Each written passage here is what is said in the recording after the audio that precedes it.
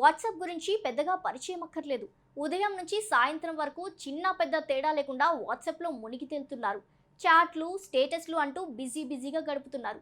అయితే WhatsApp company కూడా వినియోగదారులను దృష్టిలో ఉంచుకొని కొత్త ఫీచర్లను అందుబాటులోకి తెచ్చింది.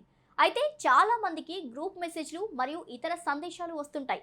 కొన్నిసార్లు వాటిని చూడకపోతే చదవని మెసేజ్లు చాలా అలానే ఉండిపోతాయి.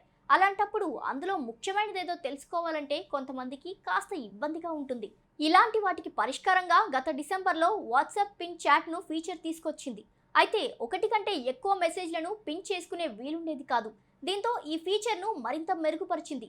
ఇప్పుడు గరిష్టంగా 3 మెసేజ్ల వరకు పిన్ చేసుకునే వీలు కల్పించింది. ఈ విషయాన్ని మెటా సీఈఓ మార్క్ జూకర్బర్గ్ స్వయంగా తన వాట్సాప్ ఛానల్ ద్వారా వెల్లడించారు. కొందరు వాయిస్ సందేశాలు కూడా పంపుతారు.